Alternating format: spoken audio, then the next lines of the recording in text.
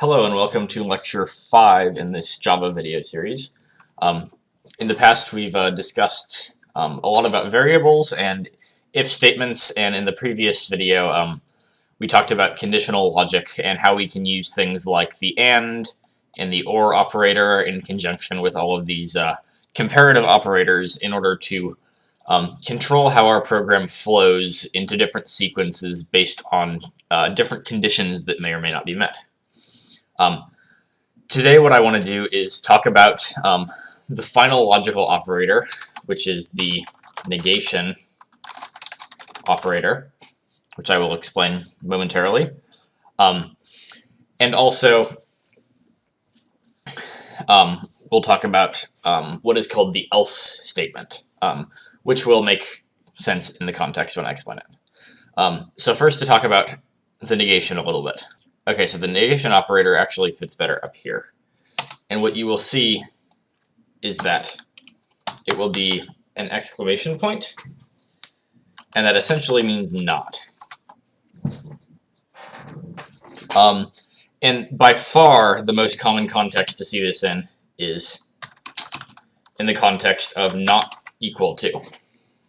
So if I say 5 exclamation point equals 3, that's making the statement that 5 is not equal to 3, which is true.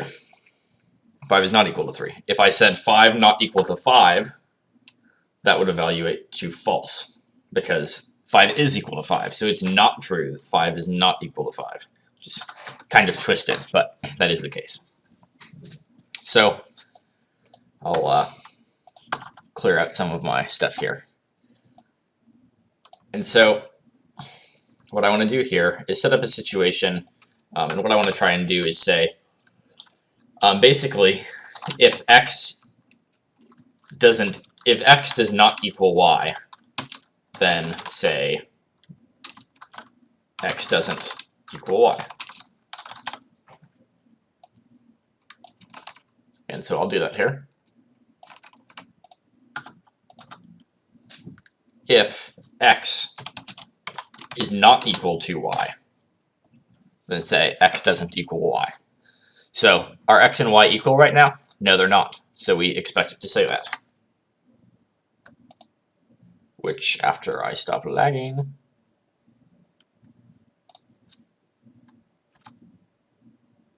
it does. X doesn't equal y. Sometimes when you start up Eclipse for the first time, you can get sort of a buggy situation on your first run, but it'll clear out its memory and do its thing. Right, so that's that. But if x is equal to y, 8 is equal to 8, that's true, then nothing will happen, because x and y are equal, so it's not true that x is not equal to y. So that's pretty straightforward. It's just kind of applying an inverse to our equals situation.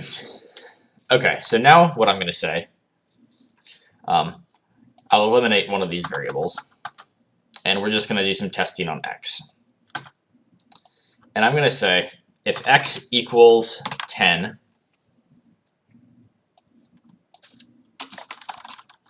then do this. Afterwards, I'll say, if x is not equal to 10, then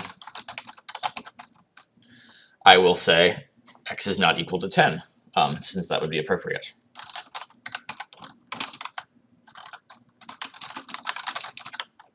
Okay, so I basically have two flipped conditions. Both of these can't happen. Something can't be equal to 10 and not equal to 10 at the same time. So only one of these can happen. In this case, x is not 10, and so it is not true that 8 is equal to 10, so this won't run. But it is true that 8 is not equal to 10, so that will run.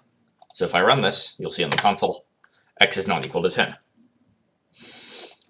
And if I make this 10, x is equal to 10. So basically, these things are mutually exclusive. You can't have both of these happening in a given scenario.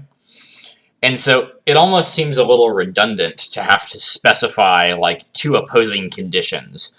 Wouldn't it be nice to be able to just say, okay, if this is true, do this, otherwise do this, instead of having to figure out exactly what your conditions are. And this isn't so much of a pain, but, you know, what if you had something, you know, where you basically were testing, you know, names or something like that, and you're looking for a guy named Bob, and you have a whole bunch of people feeding their names into a program, and you want to say, you know, if the name is Bob, then do something special with Bob. But otherwise, you know, leave them alone, or, you know, dismiss them, do something else. And so instead of having to say, you know, if name is equal to Mary, if name is equal to John, if name is equal to Marcos, you know, you can just say otherwise. And the way you do that is with the else statement. And so instead of saying if x is not equal to 10, I'm going to type else. And unlike the if statement, else has no argument here. If you put an argument there, it won't like you, because there really is no condition for it. These guys are in a matched pair, essentially. And so the way it works out is that it now forces it to pick between these two conditions. It checks this one first. If that one does not happen, then it'll do whatever is in here regardless. And so you'll see we get the same result. If x is equal to 10, we'll get that x equals 10, which it does. But if x is not equal to 10, following the flow of things, 8 equal to 10, that is false. So this will not run. That didn't run, we failed, so now we've got to go back to our default and say x is not equal to 10. And so instead of having to specify those particular conditions, we just got to say, okay, here's our special case, otherwise do something else. And so that is the else statement in Java. And so that's really useful. It's very frequently used. Now, some people will also, sometimes when if-else is taught, it's taught like this the first time, and so people get under the impression that in order to have an if statement, you have to have a corresponding else statement. But I specifically showed that, you know, you could use an if just on its own first, and introduce the else later to show that else is something that may or may not be there, and it's okay if it's not there. But that said, you cannot have an else without an if statement above it, because if I just literally said, I'll cut this out for a sec, if I said else print x is not equal to 10, you know, what the heck is that supposed to mean? You literally can make no sense of that, because it's kind of like, if this, do this, otherwise, but if you say otherwise, that kind of implies that you've already had some context, and without this if statement up here, we have zero context to understand, you know, the alternate condition in which we should do this instead. And so to implement this in a slightly more interesting, marginally slightly more interesting situation, we're going to make a little game. And I'll essentially say that the goal is to make a game that says you win only if two integers, x and y, are equal to each other. So let's just start from a blank slate so that we're not sort of lost in what we've done before. And I guess I will leave these down here just for reference. So we want it to say you win only if two integers x and y are equal to each other. And I'll say otherwise you lose. Okay, so we need two integers, and I'm calling them x and y. And so int x equals, you know, say 7, int y equals, say 4. So those are two integers, and we can toy around with these values as we wish to test our program's abilities. So if x and y are equal to each other, we want to say that you win. So if x double equals y, because we want to get this comparative equals where it looks at x, it looks at y, and if they hold the same value, it will return a true, which is, remember, not the same as a single equals, which is used only for setting a left side to whatever the right-hand side is. And so we can start our curly braces to put whatever we want inside here. And in this case, we want it to say, you win. And a semicolon at the end, because it is a command. Just a quick note, if is not a command. Some people, when they first start, will, put a semicolon after there or something because they've been told that like everything has to have a semicolon after it. But that's not the case. If you're just checking something and sort of redirecting your program traffic into the brackets, you're not actually carrying out commands. So just want to make that clear. Otherwise, say you lose.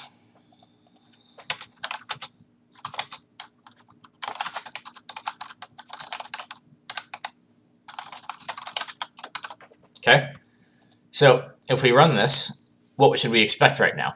7 and 4 are not equal to each other, so according to our laws of the game, we should lose. And yay, we lost, which is what we wanted. But now, if we make them equal to each other, you win. And if they're both 90, we also win, because 90 is equal to 90. And it doesn't matter what these are. It can be 9,000. It can be over 9,000. And you will win as long as x and y are equal to each other. And so you could, I think, if this is your first exposure to this, it would be a good idea to make little games like this. You could make a game that lets you win only if x is over 9,000. You could make things that required slightly more complicated conditions, like with our and or operators. So, maybe x has to be positive and y has to be negative for you to win.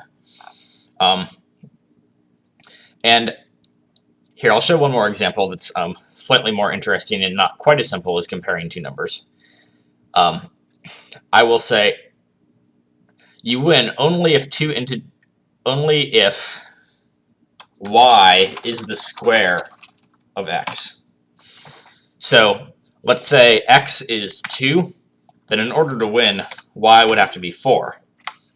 And likewise, if x were 3, y would have to be 9 in order for you to win.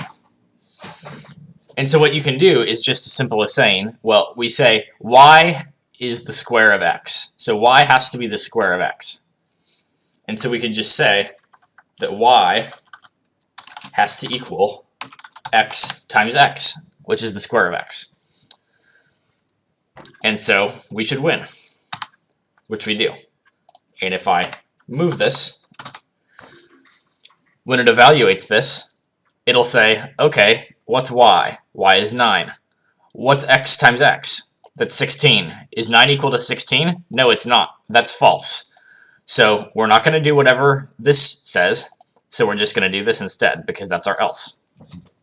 And so we will see that we lose.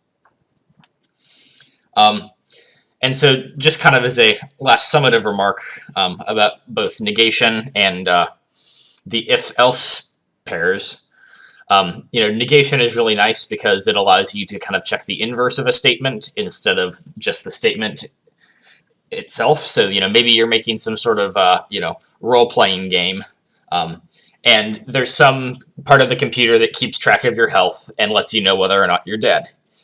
And let's say if your health is less than 20 or something like that, you're dead. Or if your health is equal to 0, you're dead. It doesn't matter what it is, but you can define what it means to be dead.